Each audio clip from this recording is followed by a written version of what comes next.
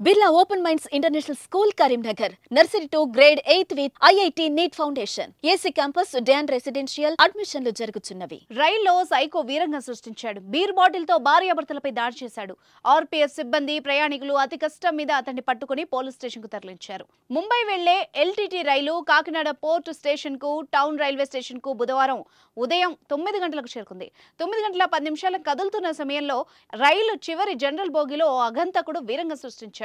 తనతో పాటు beer bottle పగలగొట్టి ఎదురుగా ఉన్న తాడేపల్లిగూడెం వికాస్ కాలనీకి చెందిన భవానీ పొట్ట మీద పొడవడంతో అక్కడే ఉన్న భర్త రవికుమార్ అడ్డుకున్నాడు.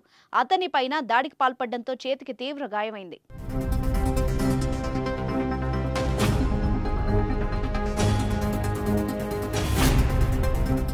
ప్రయాణికుల కేకలు అరుపులు విని టీటీ రైలు ఆపేశాడు. ఆర్పీఎఫ్ సిఐ కొండయ్య, జీఆర్పీఎస్ఐ రవికుమార్ సిబ్బందితో ఆ బోగిలకు చేరుకున్నారు.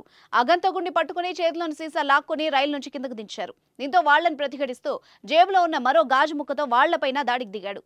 దీంతో ప్రయాణికులు మూకుమ్మడిగా నిందితుడిపై దాడి చేశారు. మద్యం తాగి ఉన్నాడని కొందరు, గంజాయి మత్తులో ఉన్నాడని మరికొందరు ప్రయాణికులు తెలిపారు. అక్కడికి చేరుకున్న పోలీసులు అగంతకుడిని స్టేషన్కు తరలించారు. నిందితుడు అస్సాంకు చెందిన సత్య బర్మన్ గా గుర్తించారు పోలీసులు. అతని జేబులో ఉన్న ఆధార్ కార్డు ద్వారా వివరాలు సేకరించారు. భార్యాభర్తల గొడవ కారణంగా స్వస్థలం నుంచి భీమవరం చేరుకుని అక్కడ కొంతకాలం ఉన్నట్టు సమాచారం.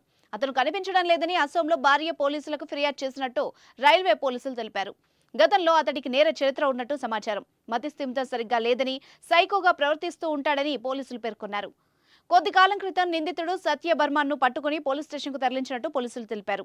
అయితే ఈ ఘటనలో గాయపడిన భార్యాభర్తల్ని భవానీ, రవికుమార్ కాకినాడ జీజీహెచ్ లో చికిత్స పొందుతున్నారు. ఇద్దరి పరిస్థితి నిలకడగా ఉందని, ప్రాణాపాయం లేదని వైద్యులు వెల్లడించారు.